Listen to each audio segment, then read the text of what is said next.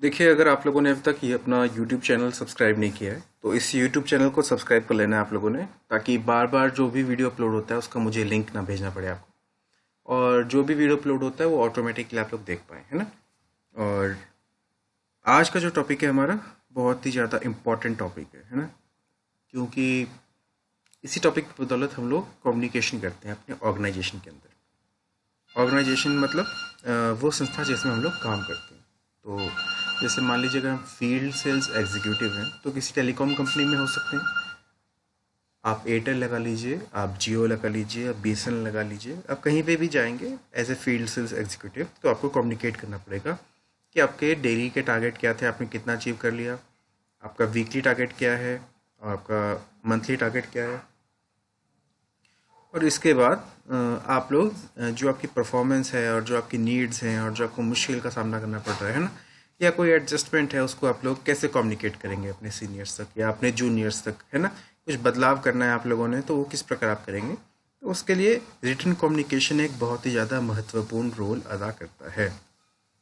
Written communication अगर देखा जाए यानी कि लिखित संचार के लिए क्या क्या हमारे पास टूल्स उपलब्ध हैं, उनका यहाँ पे एक छोटा सा ब्यौरा दिया गया है।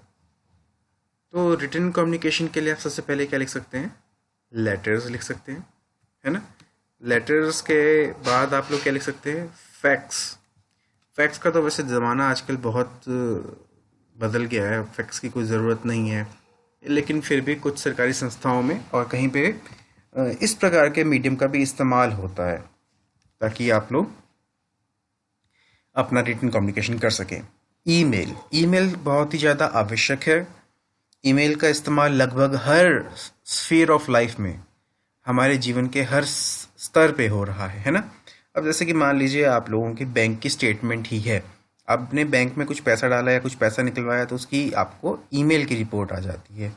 या अगर आप लोगों ने कुछ इन्फॉर्मेशन किसी को भेजनी है या आपके पास कोई इन्फॉर्मेशन आनी है, इस सब की जानकारी भी ईमेल के द्वारा ही आप लोग प्राप्त करते हैं या भेजते हैं। अगला आ गया रिपोर्ट्स। तो रिपोर्ट्स किस प्रकार की होंगी, जैसे हमने बताया आपको, एमटीडी, वाईटीडी, क्यूटीडी, है ना, और डेली आपके टारगेट्स। तो इस सब की जो रिपोर्टिंग होगी ये आप भेजेंगे। कौन सा आपका प्लान पॉपुलर चल रहा है, कौन सा प्लान पॉपुलर नहीं है, इस सब की रिपोर्टिंग आप किससे करेंगे, रिपोर्ट्स के जरिए। अगला आ गया मेमोज मतलब जैसे कि मीटिंग के आप सारांश, है ना, या आपके कोई बात आपने कहनी है तो उसका मेमो बनता है। ठीक है, मेमो के बारे में हम लोग बात कर रहे हैं। तो मेमो में हम लोग देख सकते हैं कि आपका जैसे कोई सारांश है ना, रिपोर्टिंग हो गई, आपकी कोई मीटिंग हुई तो मीटिंग में क्या क्या बातें हुई, क्या क्या डिसाइड हुआ है, इसको हम एक मेमो बना के छोटे संक्षेप में लिखेंगे, उसको हम बोलते हैं मेमो। ठीक है, तो जैसे कि आपकी कोई स्कीम है तो स्कीम को आप अगर बताना चाहते हैं अपने कस्टमर को, है ना, तो उसमें बहुत सारी ऐसी बातें होती हैं जो कि लगभग हर स्कीम में होती है और हर कस्टमर को पता होती हैं, है ना।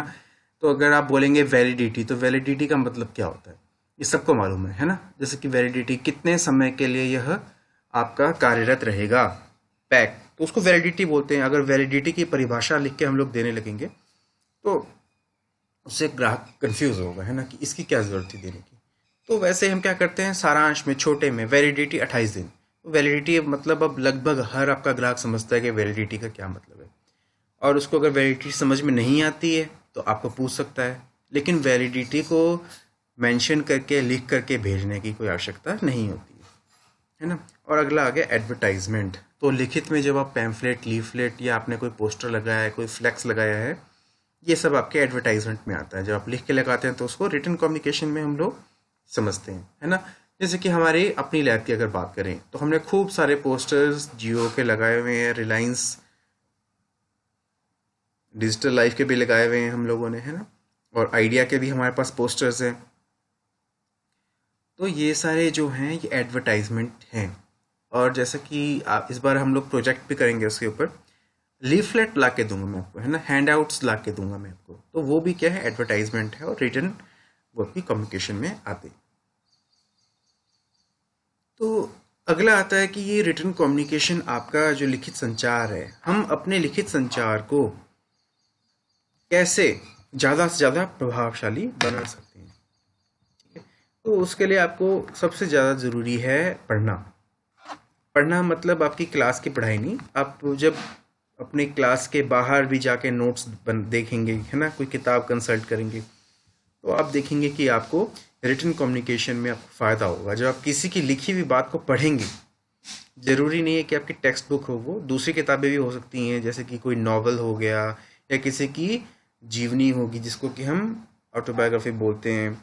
ये सारी चीज़ें जब आप देखेंगे, पढ़ेंगे, है ना, और किसी आप ग्रामर को सीखेंगे इंग्लिश के, तो आप पढ़ के खुद प्रैक्टिस करके, लिख के, ग्रामर सीख करके और सुन करके भी, आप जब इन सब चीज़ों का मिश्रण करेंगे और इस पे मेहनत करेंगे तो आपको लगेगा पता कि आपकी राइटिंग स्किल्स जो हैं, आपके जो लिखने के आपके अंदर जो गुण हैं वह विकसित हो रहे हैं। ठीक है, तो राइटिंग इसलिए भी बेहतर है क्योंकि जब आप लिखते हैं तो आप सोच समझ के लिखते हैं, आप समय देते हैं तब आप लिखते हैं, है ना। और जब आप मौखिक संचार करते हैं मात्र, तो आप जरूरी नहीं है कि हर बात सोच समझ के बोलें। ठीक है, क्या आप लोग मेरी बात समझ रहे हैं, सुन रहे हैं? एक बार चैट में बता दीजिए। सुनील, हरीश, समझ पा रहे हो? चैट में बता दो बच्चे।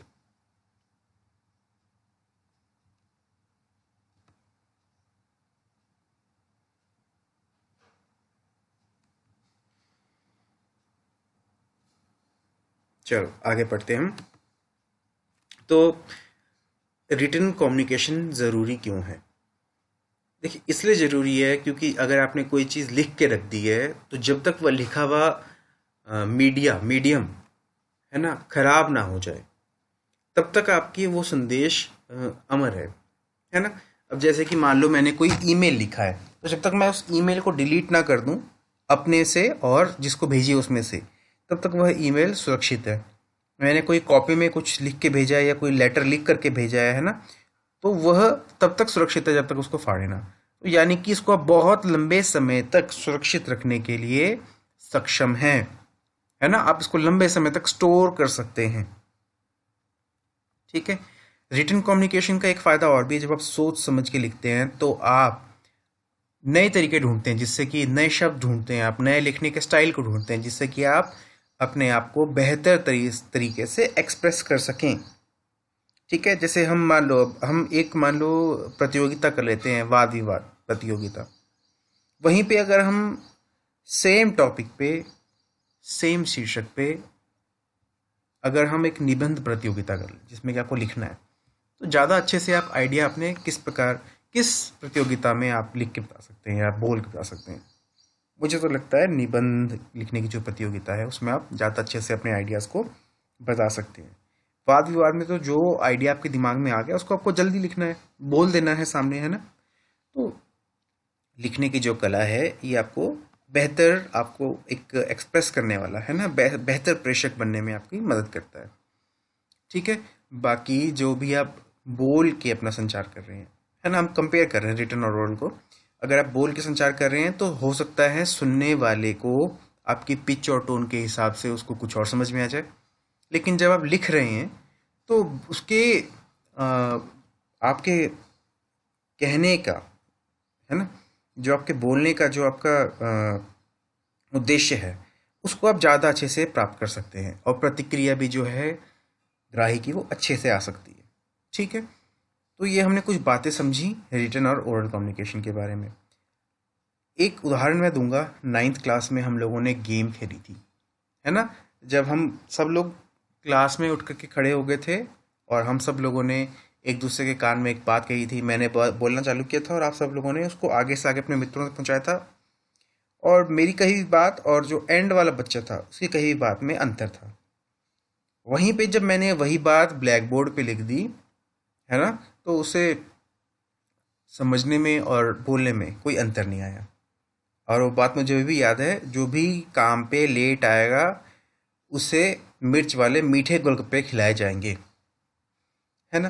और बोलते बोलते जब सुन के किसी ने बोला तो उसमें अंतर आ गया, लेकिन जब किसी ने पढ़ के बोला तो सबके पढ़ने में कोई अंतर नहीं था। ठीक है, तो ये एक बहुत ही अच्छा उदाहरण है रिटन कम्युनिकेशन के फ़ायदे देखने का। कोई उसमें बदलाव नहीं आया, मेरी कही जा रही बात आपने सीधे सीधे पकड़ ली, है ना। और जब भी रिटन कम्युनिकेशन पास होती है, अगर उसमें हम जानबूझ करके कोई बदलाव नहीं करते हैं, उसमें त्रुटि होने के जो चांस हैं वो बहुत कम हो जाते हैं। ठीक है, समझ रहे हैं आप लोग? तो यही आपका आज का टॉपिक था, रिटन कम्युनिकेशन। ये आप लोगों को हल करने हैं जो आपको क्वेश्चन दिख रहे हैं। ठीक है, आज हम टॉपिक जो अगला है उसको थोड़ा सा समझेंगे, उसको पढ़ेंगे नहीं, हल्का सा समझेंगे। ठीक है, तो लिसनिंग स्किल्स, लिसनिंग मतलब कि सुनना, स्किल्स मतलब कि हमारा हुनर। हमने लिसनिंग और हियरिंग के बारे में पढ़ा था 9th क्लास में। लिसनिंग क्या है? ध्यानपूर्वक सुनना, की जा रही बात को सोच समझ के उसकी उचित प्रतिक्रिया देना, ये होगी आपकी लिसनिंग। और हियरिंग क्या होगी? सिर्फ सुनना, ध्यानपूर्वक सुनना नहीं, सिर्फ सुनना। लिसनिंग स्किल्स क्यों जरूरी हैं? देखिए, आप तक अगर प्रेषक अपनी बात अच्छे से पहुंचा पा रहा है और आपके अंदर सुनने की क्षमता नहीं है, ध्यानपूर्वक सुनने की आपके अंदर क्षमता नहीं है, तो हो सकता है आप अर्थ का अनर्थ लगा लें, कही जा रही बात आपको समझ में आए भी और ना भी आए। ठीक है, तो इसलिए बहुत ही ज़्यादा आवश्यक है कि आप सुनने की क्षमता का अपने अंदर विस्तार करें। सुनने की क्षमता, सुनने का हुनर अपने अंदर जगाएं। इसी चैप्टर में हम लोग समझेंगे कि किस प्रकार आप अच्छे से सुन सकते हैं, है ना। जरूरी नहीं है कि सिर्फ प्रेषक के बोलने में ही गड़बड़ हो, इसलिए संचार अच्छे से ना हो। सुनने वाले के सुनने की क्षमता पे भी आपका संचार बहुत ज़्यादा निर्भर करता है, इसलिए लिसनिंग स्किल्स बहुत ही ज़्यादा ज़रूरी हैं। ठीक है बच्चों, ये जो चैप्टर है हमारा कम्युनिकेशन का, इसमें हमने अब तक क्या पढ़ा? हमने पढ़ा ओरल कम्युनिकेशन, अब हमने पढ़ा आज के दिन में रिटन कम्युनिकेशन। ठीक है, तो रिटन कम्युनिकेशन में आप लोग को आज अच्छा सा स्क्रैप बुक में अपना एक बना सकते हैं कि आप लोग किस किस प्रकार रिटन कम्युनिकेशन का अपने जीवन में इस्तेमाल करते हैं, है ना। तो आपको पता तो है, टाइटल, एक्टिविटी, इंट्रोडक्शन, उसके बाद कंक्लूजन। तो टाइटल, इंट्रोडक्शन, एक्टिविटी और फिर कंक्लूजन। टाइटल में क्या लिखेंगे? Written communication. इंट्रोडक्शन में क्या लिखेंगे कि रिटन कम्युनिकेशन क्यों ज़रूरी है, जैसे मैंने बताया आपको। उसके बाद आप लिखेंगे कि रिटन कम्युनिकेशन के क्या फ़ायदे हैं।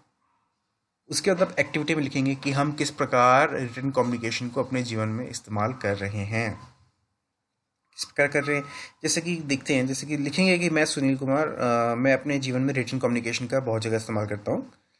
जैसे कि क्लास में एप्लीकेशन देते समय अगर मुझे किसी दिन नहीं आना होता है, तो उससे पिछले दिन मैं अपने निजी कारण को एप्लीकेशन में लिख करके अपने अध्यापक को, मेरे क्लास के मुख्य अध्यापक को मैं दे देता हूँ, क्लास टीचर को मैं दे देता हूँ, और वह इस एप्लीकेशन को पढ़ के मेरी समस्या को सुन के मुझे छुट्टी प्रदान करते हैं या मुझे उस बात का हल देते हैं, है ना।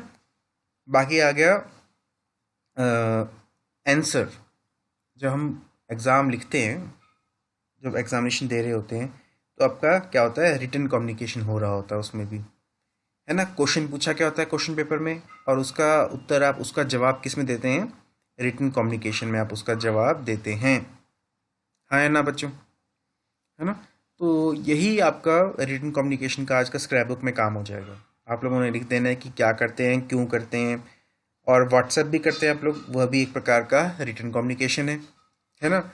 तो जैसे कि मान लो आपके दो दोस्तों के बीच में लड़ाई हो गई, तो रिटन कम्युनिकेशन का क्या फ़ायदा है? अगर आप लोग बात करेंगे फ़ोन पे तो हो सकता है सामने वाला फ़ोन काट दे, लेकिन जब आप रिटन कम्युनिकेशन करेंगे तो आप अपनी बात को बिना उसकी रोक टोक के एक बार में पूरा लिख करके भेज सकते हैं, और वो पूरी बात पढ़ भी सकता है, समझ भी सकता है ना।